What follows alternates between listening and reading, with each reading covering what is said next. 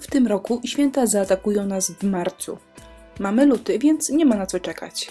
Jajka rządzą, miały być ambitne i niepowtarzalne. A wyszły jak zwykle, nic trudnego dla każdego. No może tylko czasu trzeba poświęcić na nie trochę więcej. Startowa nuda, jajko styropianowe 10 cm. Ma szef, one wszystkie mają szef, więc trzeba go zetrzeć. Jeżeli styropian jest dobrej jakości, wystarczy jedna warstwa farby akrylowej. Zazwyczaj maluję je hurtowo, tym razem przemalowałam 3, mimo że potrzebuję do filmu tylko 2 jajeczka.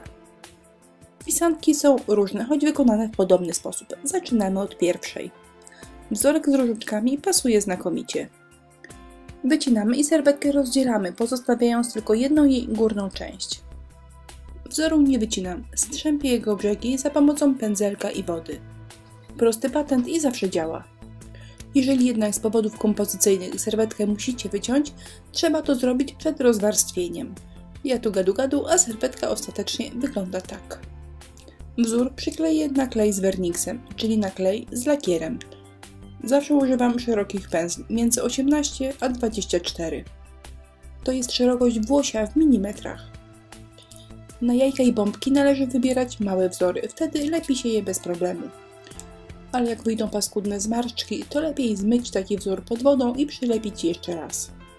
Ten sam wzór z obu stron, a po wyschnięciu pomalowałam pasek na różowo, naokoło pisanki. Ale pasek sam w sobie jest nudny, trzeba coś na nim dorobić. Porobiłam kreseczki.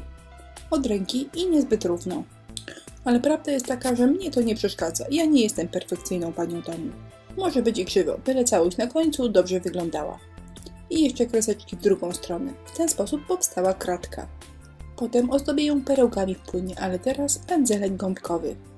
Odbiję nim kropeczki i będą one stanowiły taką, powiedzmy, koronkę. Koronka schnie, ale jest taka troszkę plaskata. Dodam jej cień. Przyda się opóźniacz do wysychania farb akrylowych oraz farba akrylowa. Kropelka opóźniacza i kropelka farby. Wystarczy. Do tego wszystkiego pędzelek skośny i możemy malować. Na końcu pędzelka mieszamy odrobinę opóźniacza z farbą akrylową. I teraz możemy już robić cień. Nie zawsze wychodzi równo, czasem cieniem najadę na białą koronkę, ale nie szkodzi. Gdy wszystko wyschnie, mogę to poprawić białą farbą. A podcieniowana koronka prezentuje się tak. Na pędzlu mam jeszcze farbę, a wokół kwiatków zostało dużo białego, więc zrobiłam taki cień od tak, po środku niczego. Zrobiło się trochę ciekawiej. Po wyschnięciu farby lakieruję. To jest lakier o zwiększonej gęstości, daje piękny połysk przy 2-3 kryciach. Ale uwaga, mimo że kusi, aby położyć jedną grubą warstwę, nie róbcie tego, bo lakier brzydko popęka. Lepiej położyć 2-3 cieniutkie warstwy, to daje najładniejszy efekt. A teraz konturówka perłowa, bo według mnie przyklejanie serwetki to jeszcze nie dekupaż. Prace stają się urocze i niepowtarzalne dopiero wtedy, gdy dodamy coś od siebie. Szablony, konturówki, stemple to jest serce naszych prac. Oczywiście można przedobrzyć, ale co mi tam, dekupaż ma mi sprawiać przyjemność. A to są perełki w płynie, rzecz, którą koniecznie w szufladzie trzeba mieć. Wystarczy wycisnąć i taka perełka sama zasycha. Trzyma się każdej powierzchni i nie trzeba lakierować. Zobaczcie, może i kratka namalowana jest krzywo, ale jaka elegancka. Pierwsza pisanka schnie, a ja zabieram się za drugą. Nieśmiertelne różyczki, ale tym razem nieco zmasakruję ten wzór. Powycinam i pokroję, ponieważ mają stanowić pasek wokół pisanki. Jeżeli szukacie takich serwetek, zapraszamy do naszego sklepu. Adres na dole strony. Pokrojone różyczki nalepiłam wokół pisanki.